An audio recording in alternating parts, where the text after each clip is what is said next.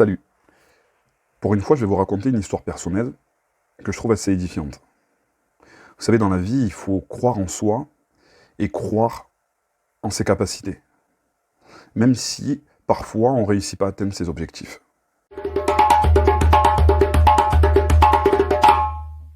En 2018, je travaillais dans le cadre de ma propre société, donc pour un grand industriel international, donc le plus grand industriel dans la métallurgie. Et au niveau du service de la recherche et développement, on me propose un poste pour être manager de projet à l'international. J'ai toujours été ingénieur dans ma carrière, donc j'ai dit pourquoi pas postuler, puisqu'en plus on vient me chercher. Donc j'ai fait tout le cursus de RH pendant au moins 2 mois. Et à la fin du cursus, donc les RH me disent on ne peut pas vous recruter parce que le diplôme que vous avez, il n'est pas suffisant, et on recherche un ingénieur de grandes écoles. Alors les grandes écoles, c'est quoi? C'est en grande partie, sur le plan professionnel, 3 écoles: Polytechnique, que tout le monde connaît, Centrale, que tout le monde connaît, et éventuellement les arts et métiers, que tout le monde connaît aussi. Évidemment, je n'avais pas un diplôme de ces 3 écoles. Alors je me suis dit, bon, écoute, laisse tomber, n'importe comment, peu importe, je ne vais pas rentrer dans ce genre de cursus, ça ne m'intéresse pas. Et puis, j'ai rien à prouver, j'ai déjà 20 ans d'expérience professionnelle en tant qu'ingénieur, j'ai pas à aller m'amuser à lutter si les RH ils ont décidé qu'ils ne voulaient pas de moi. Et puis finalement, je me suis dit, mais c'est vrai que au niveau professionnel, dans ta vie personnelle, tout le monde t'a toujours encensé pour tes qualités, ton intelligence, tu as toujours été félicité dans ton travail, mais quelque part, tu t'es jamais vraiment confronté au haut niveau scolaire, vraiment au high-tech, pour voir ce que tu valais par rapport à ça.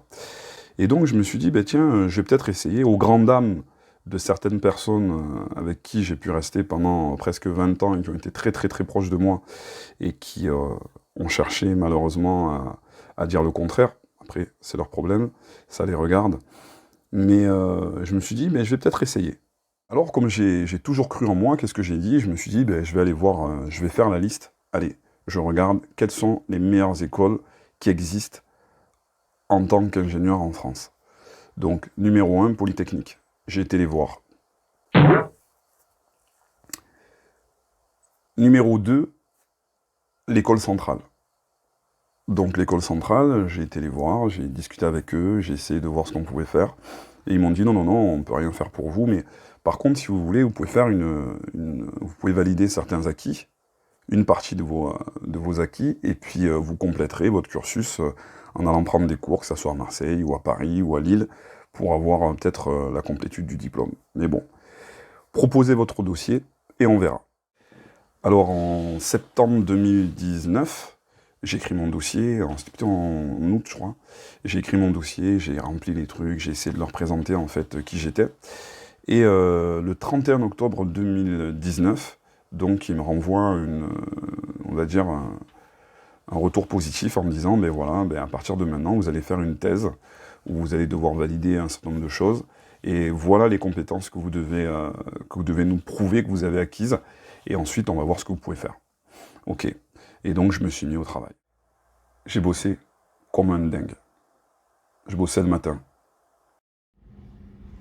Ça y est, je suis OP. C'est parti. Moi, toujours le travail.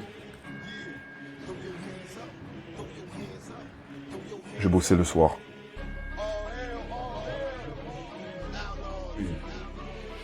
Et non, libo. Et non, libo. Je bossais dans la cuisine.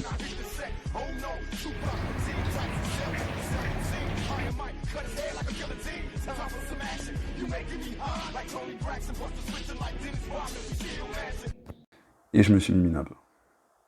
J'ai fini par rendre mon dossier, donc déjà avec un nombre de pages incalculable. Tu vois ça? Là, je suis en train de galérer encore. Là, je suis à 163 pages. Et finalement, j'ai fini par rendre mon dossier juste à temps, le 30 mai, donc 2020, avec plus de 751 pages de dossier. Ils ont lu mon document, et puis finalement, j'ai été reçu pour l'oral de soutenance le 30 juin, donc pour pouvoir présenter tout ce que j'avais fait. L'oral, à la base, c'était une demi-heure de présentation et 1 heure de questions-réponses. Finalement, ça s'est terminé à une demi-heure de présentation et 2 heures de questions-réponses. Le panel on va dire, des personnes qui étaient dans le jury, il y avait une personne de Google, des gens de ADS, et des institutionnels aussi, dont le président de Centrale, qui était le président aussi du jury. Donc ils ont commencé par me présenter ce que c'était que... Voilà, on a parlé de Centrale. Et finalement, je passe ces 2 heures et c'est super chaud.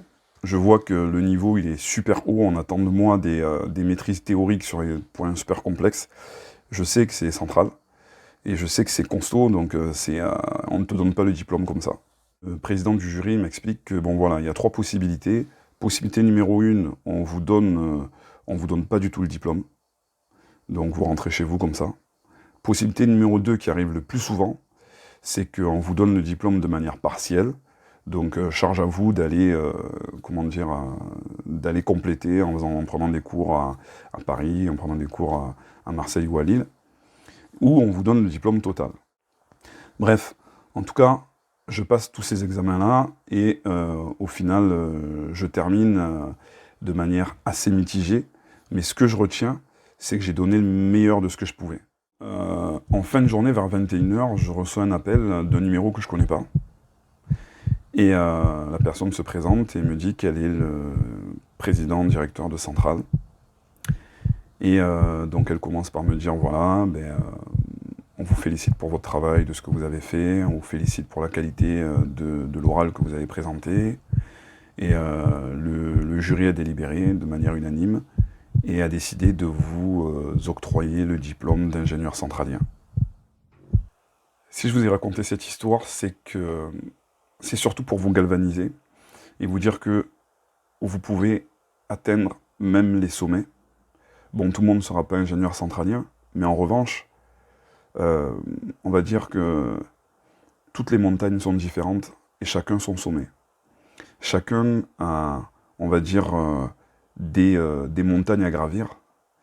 Et celui qui échoue, c'est celui qui n'essaye pas.